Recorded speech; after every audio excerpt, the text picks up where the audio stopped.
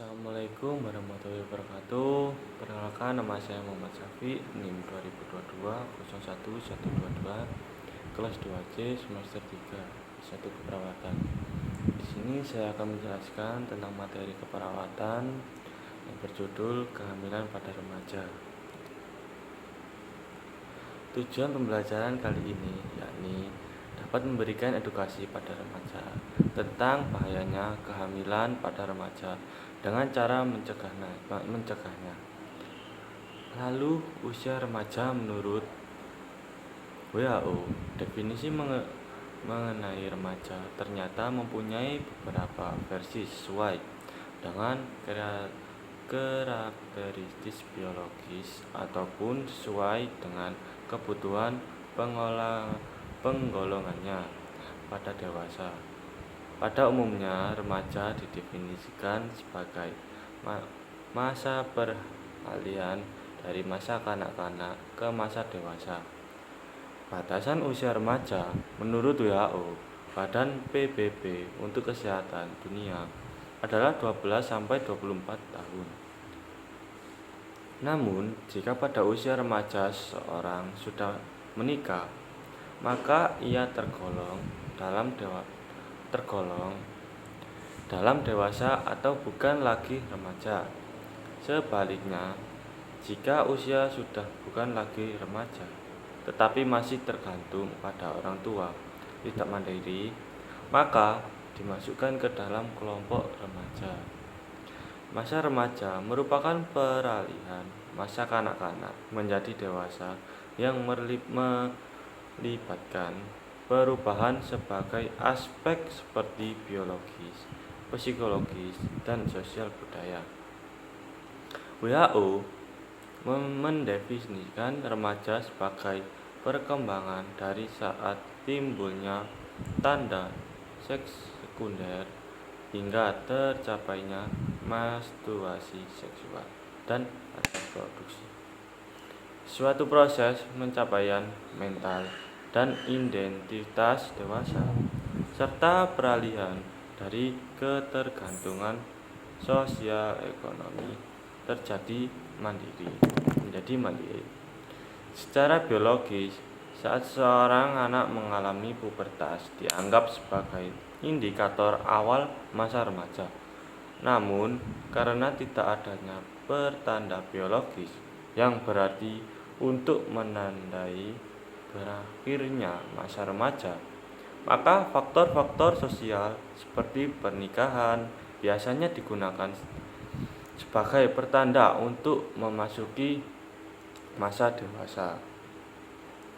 Kemudian, usia remaja menurut Permenkes nomor 25 tahun 2014, yaitu anak usia sekolah adalah anak umur lebih dari 6 tahun sebelum berusia 18 tahun. Sedangkan remaja adalah kelompok usia 10 tahun sampai berusia 18 tahun.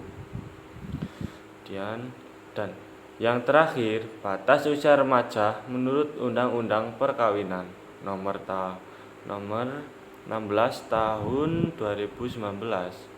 Dalam Undang-Undang nomor 16 tahun 2019 mengatakan bahwa perkawinan hanya diizinkan apabila pria dan wanita sudah mencapai umur 19 tahun.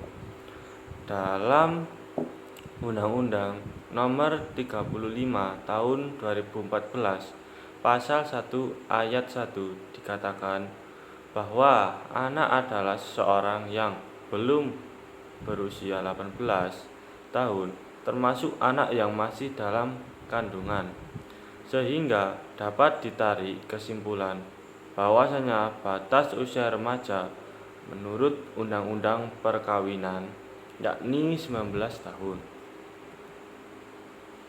Pokok bahasa yang saya angkat pada judul ini adalah masalah reproduksi pada masa remaja. Yang pertama adalah masalah reproduksi pada remaja. Lebih kurang 10 juta kehamilan yang tidak diinginkan terjadi setiap tahun di antara remaja berusia 15 sampai 19 tahun di negara berkembang. Komplikasi secara kehamilan dan persalinan adalah penyebab utama kematian remaja perempuan secara global. Sekitar 5-6 juta aborsi yang terjadi setiap tahun pada remaja perempuan berusia 15-19 tahun. 3,9 juta termasuk aborsi tidak aman yang kontribusi terhadap kematian ibu. Lebih kurang 10 juta kehamilan yang tidak diinginkan terjadi setiap tahun di antara remaja berusia 15-19 tahun di negara berkembang. Komplikasi selama kehamilan dan persalinan adalah penyebab utama kematian remaja perempuan secara global. Sekitar 5-6 juta aborsi yang terjadi setiap tahun pada remaja perempuan berusia 15-19 tahun. 3,9 juta termasuk aborsi anak aman yang berkontribusi terhadap kematian ibu.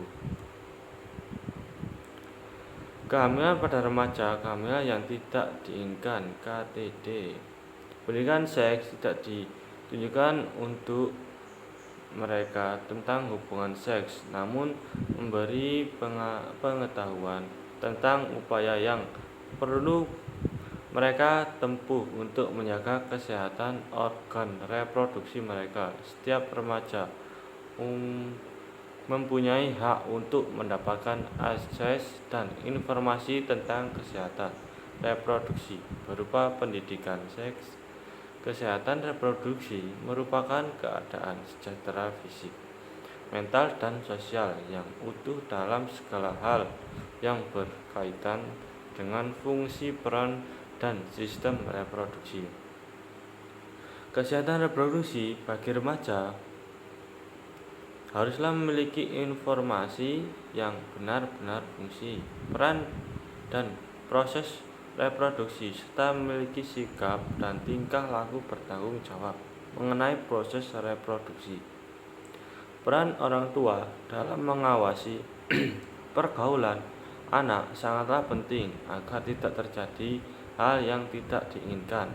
Pentingnya menjaga kesehatan seksual dan reproduksi masih belum banyak disadari masyarakat. Pasalnya, membicarakan hal tersebut masih dianggap tabu oleh sebagian orang. Setiap tahun, setidaknya 2 juta remaja di Indonesia melakukan unsafe abortion. Usia remaja sangat rentan dengan berbagai problem terkait kesehatan seksual dan reproduksi, seperti risiko kehamilan yang tidak dihendaki, risiko infeksi menular seksual atau IMS, termasuk HIV atau AIDS, unsafe abortion, dan kekerasan seksual. Gender berpengaruh terhadap kesehatan reproduksi remaja karena erat dengan peran dan hubungan dalam masyarakat maupun budaya. Gender mempengaruhi jika dikaitkan dengan harapan aktivitas seksual, pandangan tentang tanggung jawab kontrasepsi, konsekuensi sosial kehamilan, tingkat resiko infeksi HIV atau AIDS, penerimaan kultur terhadap perilaku dan praktek merugikan, serta interaksi klien petugas, terutama dengan berbeda gender. Remaja di usia 18 tahun rentan mengalami kesulitan persalinan karena kondisi tubuh yang belum siap. Kelainan pertama biasanya adalah mengalami perdarahan dan kelampisan sehingga cukup berisiko bagi ibu maupun bayi. Riset menunjukkan pendidikan seks bermanfaat karena dapat memberi pemahaman tentang potensi apa yang dia miliki. Keterampilan pada remaja untuk menunda aktivitas seksual dan meningkatkan pemakaian KB. Pendidikan seks harus dilakukan sedini mungkin. Konselor pendidikan seks bagi remaja harus dengan waktu tunggu layanan disesuaikan dengan kebutuhan remaja. Transportasi tersedia, fasilitas kesehatan, dan menampakkan rasa hormat serta tidak menghakimi. Rahasia pasien juga harus dijunjung tinggi. Remaja melakukan kecakapan hidup, kesehatan reproduksi dengan mengenal dirinya sendiri, merencanakan masa depan, mengambil keputusan terkait seksualitas dan perilaku seksual, melindungi diri dari kekerasan dan pelecehan seksual,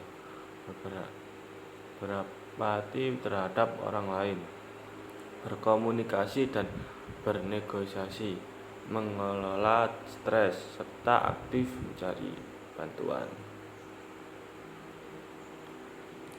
Berikut ini adalah identifikasi masalah kesehatan reproduksi pada remaja. 1. Narkoba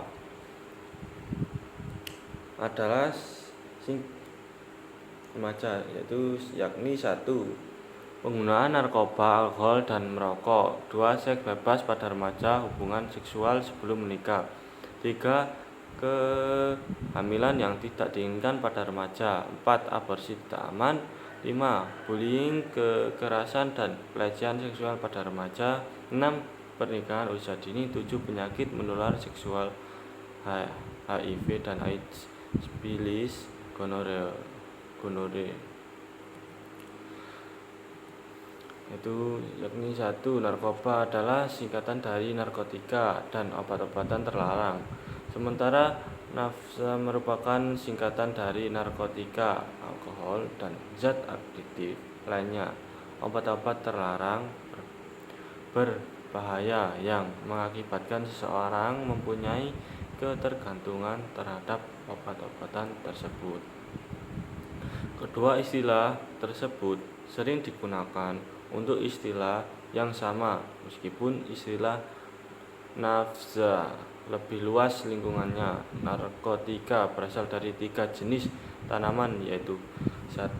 Candu, 2. Ganja, 3. koka.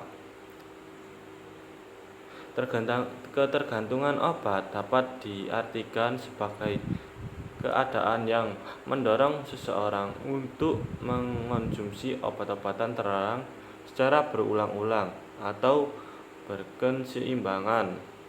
Apabila tidak melakukannya, dia merasa ketagihan, sakau, yang mengakibatkan perasaan tidak nyaman, bahkan perasaan sakit yang sangat pada tubuh. Narkotika adalah zat atau obat yang berasal dari tanaman atau bukan tanaman, baik sintetis maupun semi-sintetis, yang dapat menyebabkan penurunan atau merupakan kesadaran, kehilangan rasa nyeri, dan dapat menimbulkan ketergantungan. Bagi pengguna alkohol, usia remaja bagian-bagian otaknya belum berkembang sempurna, sehingga kerusakan otak bisa menimbulkan gejala-gejala yang merugikan bagi remaja, misal gangguan atensi atau pusat perhatian, dan memori atau daya ingat. Hasil riset kesehatan dasar Risketdas 2018 menunjukkan bahwa 22 dari 100 remaja usia 15-19 tahun sudah merokok. Merokok membahayakan bagi kesehatan tubuh, tidak terkecuali bagi remaja, karena di dalam sebatang rokok kandung 4.000 jenis senyawa kimia beracun yang berbahaya, di mana 43 diantaranya bersifat karsinogenik dengan komponen utama nikotin atau zat berbahaya penyebab kecanduan. Tar atau bersifat karsinogenik, CO atau menurunkan kandungan oksigen dalam darah. Lalu apa saja efek yang ditimbulkan oleh rokok bagi tubuh remaja? Berikut adalah dampak-dampak merokok bagi remaja yang perlu kamu ketahui, yaitu 1. Gangguan paru-paru, 2. Merusak gigi, kecanduan, resiko kanker, 5. Masalah pada otot dan tulang, dan masalah-masalah yang lainnya. Yang kedua yaitu pergaulan bebas. Pergaulan bebas juga membawa resiko kesehatan fisik remaja yang terlibat dalam aktivitas seksual tanpa perlindungan dapat terpapar penyakit menular seksual atau PMS seperti HIV atau AIDS, sifilis, gonore, dan lainnya. Hal ini dapat mengancam kesehatan dan kehidupan mereka. Yang ketiga, yakni aborsi. Kata aborsi secara medis mempunyai arti menghilangkan jenis beserta plasentanya dari rahim dan prosedur rumah aktif yang steril untuk kepentingan yang berdasarkan kesehatan. Misalnya akibat kekurangan larutan rahim lemak, maka harus segera mendapat tindakan berupa aborsi. Tetapi di kalangan awam, kata aborsi memiliki konotasi negatif sehubungan makin maraknya remaja yang segera menggunakan kandungan karena tidak menginginkan bayinya lahir. Ada beberapa dampak dari aborsi, diantaranya yaitu 1. Menyebabkan infeksi pada rahim, 2. Menyebabkan kemandulan, 3. Menyebabkan infeksi rongga panggul, selanjutnya tekanan kanker leher rahim, 5. Tekanan kanker hidung telur, terkena kanker hati, cacat pada kelahiran bayi berikutnya, kelainan plasenta, menyebabkan sering keguguran, yang terakhir menyebabkan kerusakan lebar rahim, dan lain-lain. Yang keempat yakni perubahan atau kekerasan seksual.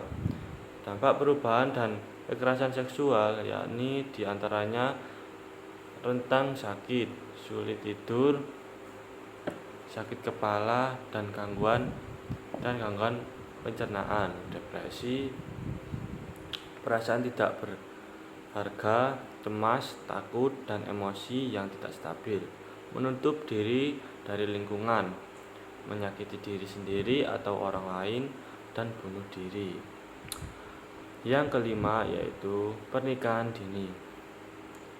Perlu diketahui, pernikahan dini adalah akad nikah yang dilangsungkan pada usia di bawah kesesuaian aturan yang berlaku. Undang-Undang Nomor 19 Tahun 2019 tentang perubahan atas apabila pria dan wanita sudah mencapai umur 19 tahun. Persepsi masyarakat sekitar mengenai menikah di usia muda dapat berbeda-beda. Ada yang menganggap hidup berumah tangga lebih nikmat serta khawatir anaknya menjadi perawan tua atau bujang tak laku. Hal tersebut tentu menyebabkan sebagai anak ingin segera menikah dan orang tua mendukung pernikahan muda tersebut. Padahal pernikahan dini dapat menyebabkan sebagai dampak seperti yakni 1. Dampak terhadap kesehatan jasmani, 2. Dampak terhadap psikologis, 3. Dampak terhadap perkembangan anak, dan dampak terhadap sikap masyarakat. Yang selanjutnya adalah infeksi menular seksual atau disebut juga dengan IMS. IMS tidak hanya ditularkan melalui hubungan seksual seperti infeksi, ini juga bisa ditularkan melalui penerapan gaya hidup yang tidak sehat.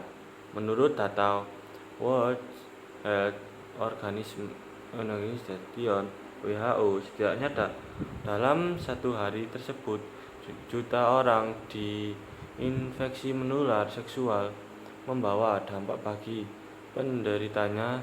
Salah satu dampaknya adalah mengalami gangguan kesehatan. Namun selain hal tersebut, ada dampak negatif lainnya yang dialami oleh para pendirinya infeksi menular seksual. Dampak disebabkan oleh lambatnya pemeriksaan dan penanganan. Dampak dari infeksi menular seksual diantaranya yakni 1. Alat reproduksi bisa mengalami kerusakan. Hal ini mengakibatkan kemandulan. 2. Menyebabkan kebutaan dan pikun. Infeksi menular seksual bisa mengakibatkan gangguan pada saraf. 3. Infeksi menular seksual bisa ditularkan pada bayi yang sedang berada di dalam kandungan. Hal ini bisa menyebabkan bayi menjadi buta atau mengalami keterbelakangan mental. 4. Kematian.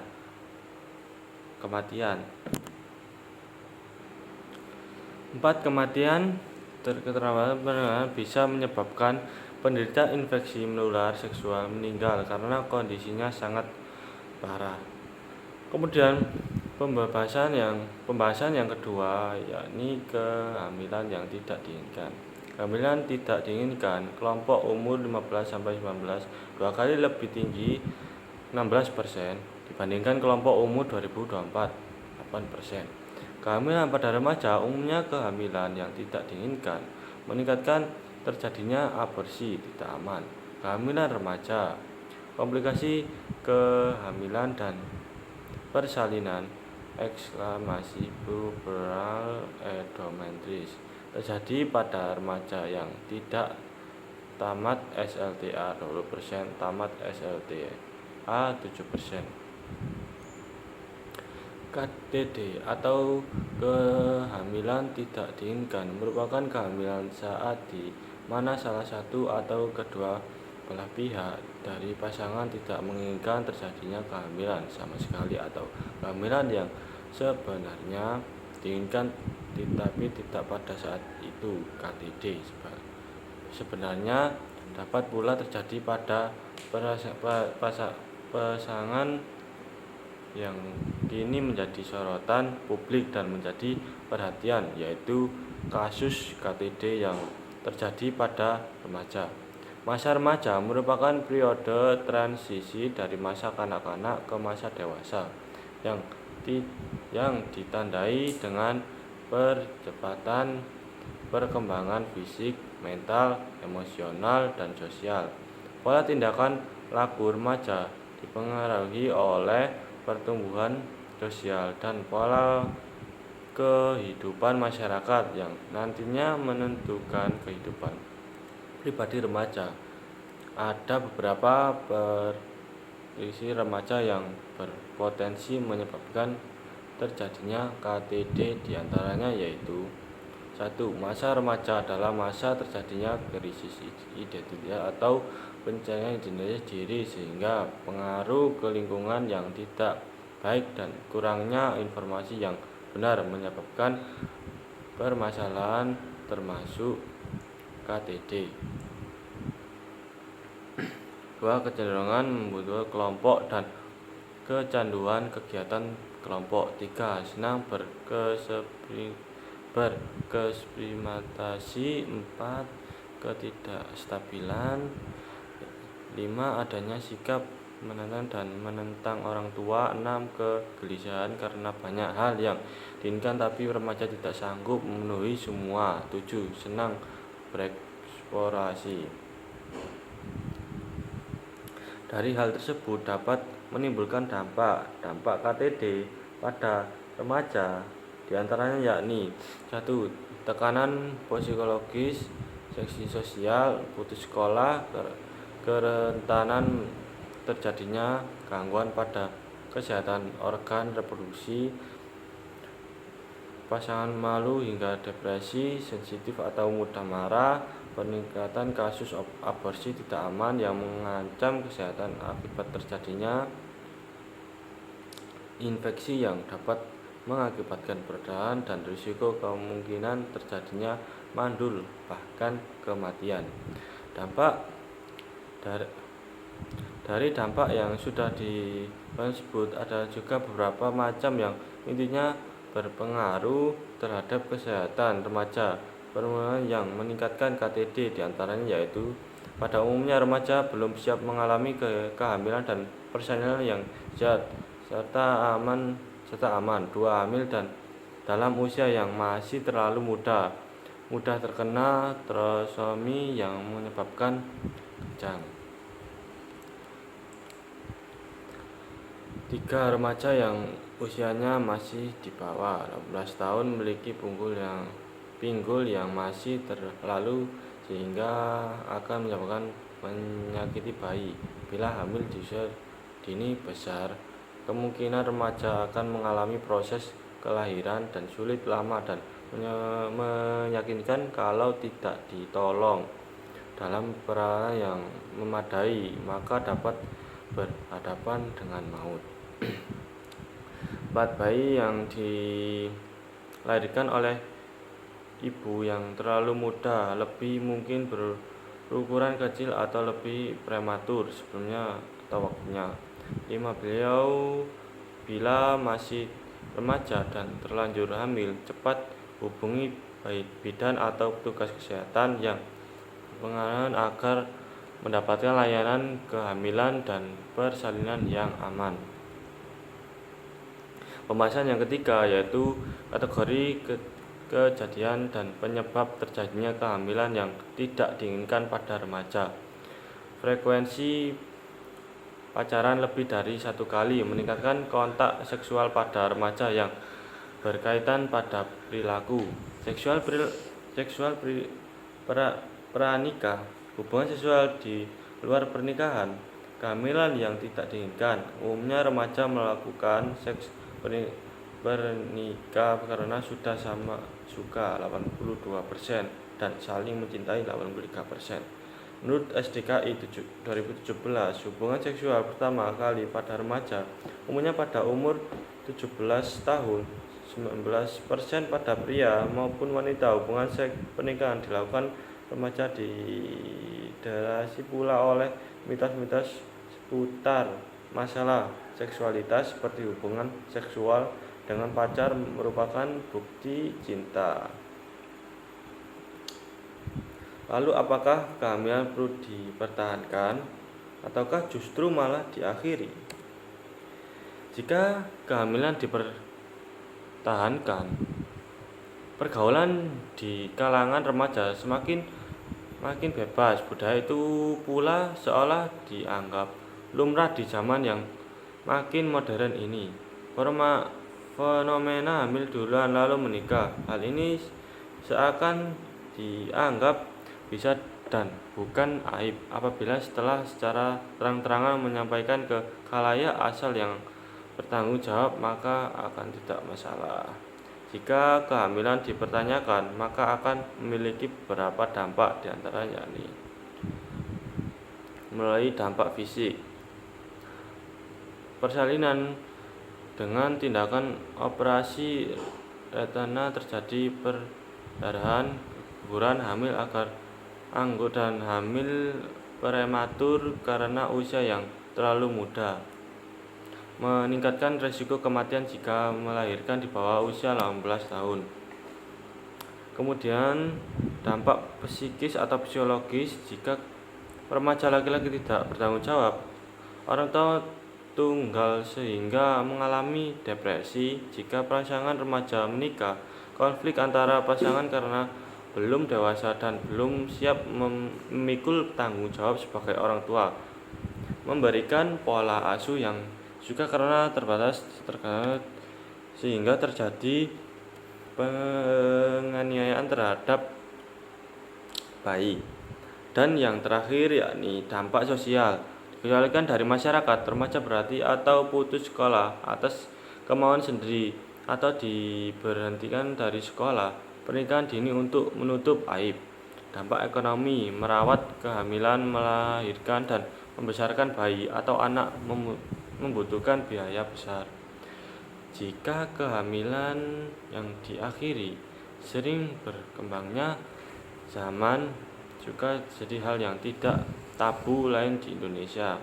Jika kehamilan memilih untuk diakhiri, maka akan timbul dampak diantaranya yakni dampak fisik, komplikasi fatal terkait aborsi diantaranya chilmaplesia, pendarahan, endometritis, nifas, infeksi sistematik, komplikasi yang tidak fatal diantaranya penyembuhan luka yang buruk, infertilasi, inkontinensia urin atau ALFI akibat fistula viskovaginal atau fistula rectovaginal. Dampak psikis, perilaku aborsi, mengalami perasaan kulit takut, panik, tertekanan atau stres. Risiko sosial, menjadi ketergantungan terhadap pasangan karena sudah tidak perawan, mengalami kehamilan tidak diinginkan dan aborsi, putus sekolah dan masa depan terganggu. Risiko ekonomi, biaya aborsi cukup tinggi apabila jika terjadi komplikasi. Lalu upaya-upaya apa yang telah dilakukan oleh pemerintah?